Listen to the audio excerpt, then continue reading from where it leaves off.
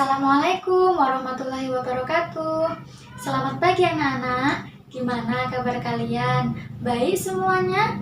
Alhamdulillah, luar biasa. Allahu Akbar. Baik, sekarang ibu minta sama kalian, tolong meja dan kursi yang masih berantakan dirapikan terlebih dahulu ya. Itu kursi yang masih menghadap ke samping, tolong dihadapkan ke depan ya. Kita fokus ke pembelajaran dulu. Untuk ngobrol sama temennya nanti dulu ya. Kita sekarang fokus dan konsentrasi ke pembelajaran. Baik, sekarang sebelum kita mengawali pembelajaran pada pagi hari ini, mari kita awali dengan membaca doa bersama-sama. Bismillahirrahmanirrahim. Raditu billahi robba wa bil islami dina wa bi muhammadin nabiyya wa rasulah. Rabbi zidni ilma warzuqni fahma. Amin ya rabbal alamin. Alhamdulillah, kita sudah berdoa bersama-sama. Sekarang sebelum ibu masuk ke materi baru, ibu mau mengulang atau mengulas materi minggu lalu. Apakah kalian masih ingat minggu lalu kita belajar tentang apa? Ya, minggu lalu kita belajar tentang larangan-larangan dalam bermuamalah. Apakah masih ada yang ingat apa saja larangannya? Ya, larangan yang pertama itu riba. Apa itu riba? Riba itu kita melebihkan atau menambah segala jenis barang yang itu akan merugikan salah satu pihak. Kemudian selain riba ada lagi menipu. Jadi dalam bermuamalah kita itu dilarang menipu. Kemudian yang ketiga itu zolim. Apa itu zolim? Zolim yaitu menempatkan sesuatu tidak pada tempatnya. Zolim itu juga bisa dimaknai sebagai tidak adil atau tidak seimbang. Nah, itu ketika kita bermuamalah kita dilarang untuk berlaku tidak adil. Kita harus jujur ya sama orang lain. Ketika transaksi jual beli, transaksi apapun itu kita harus berusaha jujur. Kemudian yang keempat itu ghosab. Apa itu ghosab? Ghosab yaitu meminjam barang orang lain tanpa meminta izin terlebih dahulu. Meskipun kita meminjam dengan niat nanti akan dikembalikan lagi, meskipun kita berniat seperti itu tetap dilarang. Itu namanya tetap ghosab, seperti itu ya. Baik, sekarang ibu akan mulai membahas di bab 5, yaitu tentang pengurusan atau perawatan jenazah. Ibu tulis di sini ya.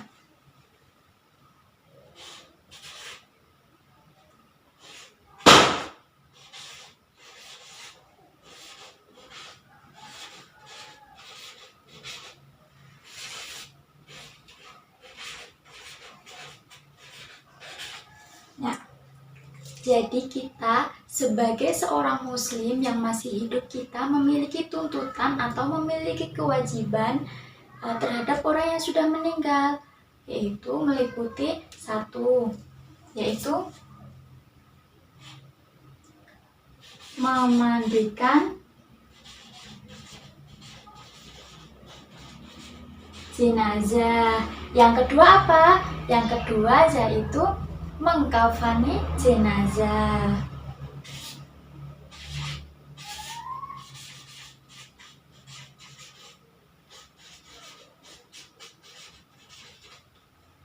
Yang ketiga apa?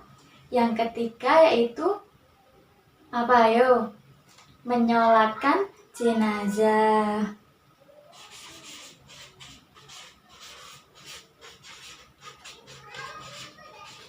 Yang keempat apa? Yang keempat yaitu menguburkan jenazah.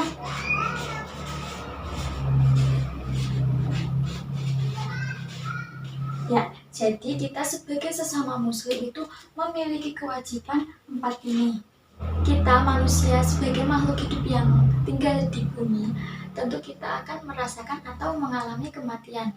Entah itu kapan, yang pasti kematian, kapan kita mati itu sudah ditentukan oleh Allah sejak zaman azali, seperti itu. Kemudian kematian ini juga disebut juga sebagai kiamat sugro. Apa itu kiamat sugro? Kiamat sugro yaitu kiamat yang kecil. Lain halnya dengan kiamat kubro, yaitu kiamat besar yang mana kiamat tersebut akan menghancurkan seluruh alam semesta, yang semuanya itu pasti akan dihancurkan oleh Allah Subhanahu wa Ta'ala. Kemudian untuk itu kita sebagai manusia yang masih diberi kesempatan untuk hidup, masih diberikan nyawa, kita maksimalkan amal ibadah kita. Kita berusaha semaksimal mungkin untuk meningkatkan ibadah kita, meningkatkan amal sholat kita, meningkatkan kebaikan kita. Ketika kita akan melakukan perbuatan dosa, kita harus selalu mengingat-ingat bahwa kita itu tinggal di dunia itu hanya sementara. Kita tinggal di dunia itu ibaratnya hanya mampir ngombe. Kalian bayangkan saja, kalau mampir ngombe itu kan sebentar toh ya, tidak berlama-lama. Jadi kalian harus selalu mengingat kematian. Seperti yang sudah dijelaskan dalam Quran surat Al-Imran ayat 185 yang berbunyi kullu nafsin dha'iqatul maut. Jadi tiap jiwa yang hidup itu pasti akan merasakan mati, seperti itu ya. Selanjutnya ada hal-hal penting yang harus diperhatikan ketika ada seseorang yang meninggal. Yang pertama itu ketika kita melihat orang yang meninggal, ketika orang itu matanya masih melek, itu kita pejamkan matanya. Kemudian jika mulutnya masih menganga, itu kita tutup mulutnya, kita mingkemkan mulutnya, seperti itu ya. Kan yo kalau misal masih menganga kan nanti kalau misal ada lalat masuk itu kan bahaya loh, nanti kasihan mayatnya, seperti itu toh. Jadi kita tutup. Kemudian tangan si mayat itu kita sedekapkan. Kita sedekapkan tangan kirinya terlebih dahulu, kita ikuti tangan kanannya, jadi tangan kanannya di atas seperti ini ya. Terus kemudian ketika kita mendengar ada seseorang yang meninggal, kita ucapkan kalimat istirja. Gimana kalimat istirja? Innalillahi wa inna ilaihi roji'un. Kemudian ketika kita mendengar ada orang yang meninggal, kita juga harus mengabarkan berita duka tersebut kepada keluarganya, entah atau keluarga yang lain, kerabat misalnya, tetangga atau masyarakat sekitarnya. Kemudian kita sebagai yang masih hidup itu kita jangan sampai membicarakan kejelekan atau membicarakan aib yang meninggal tersebut, itu akan sangat tidak sopan sekali. Kemudian kita juga harus menyegerakan pengurusan jenazah, entah dari memandikannya, mengafani, menyolatkan, terutama itu dalam menguburkan. Itu kita tidak boleh menunda-nunda dalam penguburan jenazah, seperti itu ya. Selanjutnya kita akan masuk ke pembahasan pengurusan jenazah. Pengurusan jenazah ini itu hukumnya wajib bagi kita seorang muslim, seperti itu ya. Kewajiban ini menurut kesepakatan para ulama itu hukum pengurusan jenazah itu hukumnya fardu kifayah. Apa itu fardu kifayah? Fardu kifayah yaitu fardu atau kewajiban yang apabila sekelompok orang atau beberapa orang sudah melakukan kewajiban tersebut, maka kewajiban orang lain pun akan gugur. Jadi akan tetapi apabila tidak ada salah satu orang pun yang mau melakukan itu, bagaimana? Tentu semua orang-orang yang berada di wilayah tersebut itu pasti akan mendapatkan dosa yang sangat besar. Paham ya? Jadi mengurus jenazah itu termasuk fardu kifayah. Terus kemudian sebelum mengurus jenazah, sebelum memandikan jenazah, itu ada beberapa hal yang mana itu ada syarat tertentu orang yang berhak memandikan jenazah tersebut. Siapa orang yang berhak memandikan jenazah tersebut? Yang pertama yaitu ketika jenazahnya seorang perempuan, maka yang memandikannya pun harus seorang perempuan atau yang mahramnya. Kemudian ketika jenazahnya seorang laki-laki, maka yang memandikannya pun harus orang laki-laki atau yang mahramnya, seperti itu. Kemudian orang yang berhak memandikannya lagi itu pengurus yang memandikan jenazah itu harus dapat dipercaya. Karena apa? Karena kalau tidak dapat dipercaya, itu dikhawatirkan apa-apa yang menjadi aib dari jenazah tersebut nanti ditakutkan akan menyebar luas atau akan diceritakan oleh orang tersebut. Jadi petugas yang memandikan jenazah itu harus bisa menjaga rahasia atau dapat dipercaya, seperti itu. Kemudian selain itu ada juga hal-hal yang harus kita persiapkan ketika akan memandikan jenazah, entah itu dari peralatannya atau yang lainnya. Peralatannya seperti menyiapkan air bersih, menyiapkan baknya, menyiapkan gayungnya, menyiapkan sabunnya yang pasti, wangi-wangiannya, terus kemudian kursinya jika misal memandikannya dengan cara mendudukkan jenazahnya, atau meja jika jenazahnya itu dimandikan dengan cara tertidur, seperti itu ya. Kemudian dan lain sebagainya, pokoknya peralatan yang dibutuhkan ketika memandikan jenazah itu harus dipersiapkan terlebih dahulu, seperti itu. Kemudian masuk ke pembahasan memandikan jenazah. Jenazah yang dimandikan itu harus memenuhi syarat wajib mandi. Apa saja syaratnya? Orang yang meninggal atau jenazah itu beragama Islam. Kemudian apalagi orang yang meninggal itu bukan meninggal karena mati syahid. Kemudian apalagi, ayo. Kemudian orang yang meninggal itu harus ada badannya yang ingin dimandikan. Meskipun bagian dari tubuhnya itu sedikit itu harus ada, seperti itu ya. Kemudian bagaimana cara memandikannya? Yang pertama tentu kita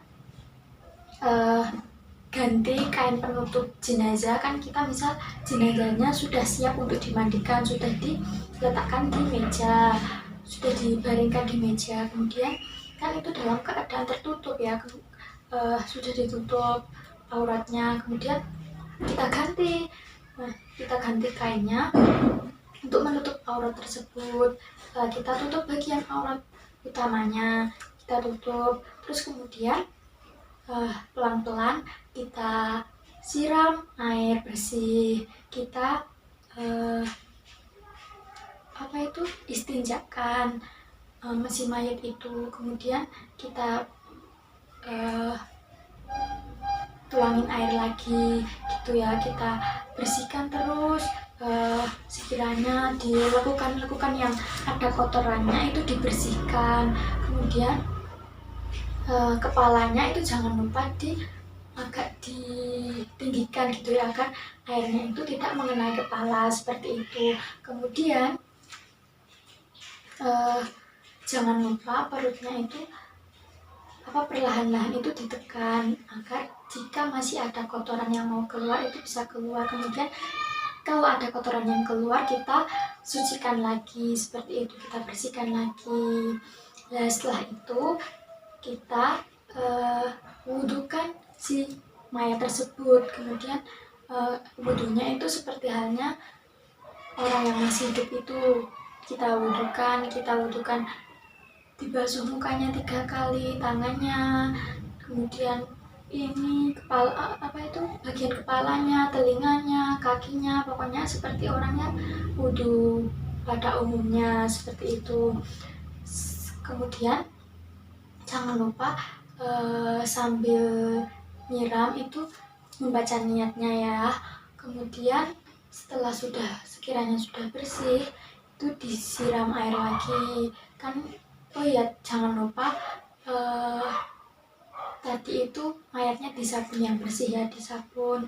Kemudian setelah disabun jangan lupa dibilas sampai bersih, sampai benar-benar kotorannya itu sudah hilang semuanya. Terus kemudian apabila sudah dibersihkan secara bersih tapi masih keluar kotoran, ya kita harus mengulangnya lagi. Kita harus menyiram air lagi. Kalau misal keluar kotorannya itu sudah dikafani, itu tinggal dilap aja najisnya. Tapi kalau misal masih dalam keadaan sedang memandikan, itu kalau misal keluar kotoran lagi, itu kita wajib menyiram atau memandikan lagi, seperti itu ya. Kemudian jangan lupa siraman air yang terakhir itu dikasih air kapur barus atau daun bidara, yang mana itu nanti akan jika mayat waktu di liang lahat itu tidak akan dikerumuni atau istilahnya tidak mudah membusuk seperti itu ya. Meskipun nanti bakal membusuk tapi tidak cepat seperti itu ya. Ya kalau sudah sebelum itu kalau sudah dimandikan, jangan lupa dikeringkan menggunakan handuk. Jadi biar nanti airnya itu tidak mengenai kain kafan, seperti itu ya. Berhubung waktunya sudah habis, mungkin cukup itu dulu ya yang dapat Ibu sampaikan. Besok minggu depan Ibu akan menjelaskan mengenai bagaimana cara mengurus jenazah, bagian mengafani, menyolatkan, dan mengubur jenazah.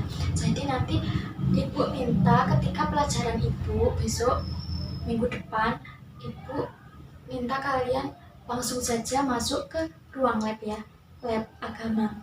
Nanti Ibu akan kasih contoh bagaimana cara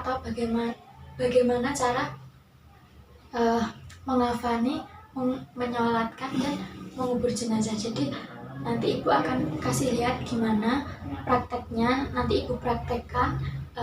Kalau Ibu sudah mempraktekkan, Ibu minta nanti gantian kalian ya yang mempraktekannya. Nanti Ibu minta kalian membuat kelompok. Ini satu kelas ada berapa orang ya? 25 ya. Nah nanti Ibu minta satu kelompok itu 5 orang. Pembagiannya itu kalian berhitung saja ya dari 1 sampai 5. Nanti yang dapat nomor 1 kalian bergabung dengan yang nomor 1. Kalau dapat nomor 2 bergabung dengan teman yang nomor 2. Begitu juga seterusnya gitu ya. Bisa dimengerti? Bisa ya. Nah, praktek kalian ini nanti akan menjadi penilaian harian kalian. Jadi Ibu minta sama kalian harus sungguh-sungguh, kalian harus serius dalam mempraktekkan yang Ibu perintah, seperti itu ya. Ya, sebelum Ibu tutup, Ibu ada sedikit motivasi buat kalian. Kalian itu mumpung masih muda, mumpung masih anak-anak, kalian harus semangat belajar ya. Jangan mudah putus asa, jangan jadi orang pemalas. Ketika kamu memiliki impian yang besar dan kamu memilih untuk bermalas-malasan, itu adalah cara terindah untuk menjadi orang gila. Paham maksud Ibu? Maksudnya ketika kamu memiliki impian yang besar tapi kamu bermalas-malasan, itu yang ada kamu hanya akan stres dan akan menambah beban pikiran kalian. Ketika kamu mempunyai impian yang besar, ya kamu harus berusaha semaksimal mungkin agar kamu dapat mencapai impian kalian. Jadi Ibu minta kalian tetap harus semangat belajar, jangan sampai putus asa ya. Mungkin cukup sekian yang dapat Ibu sampaikan, kurang lebihnya mohon maaf. Wassalamualaikum warahmatullahi wabarakatuh.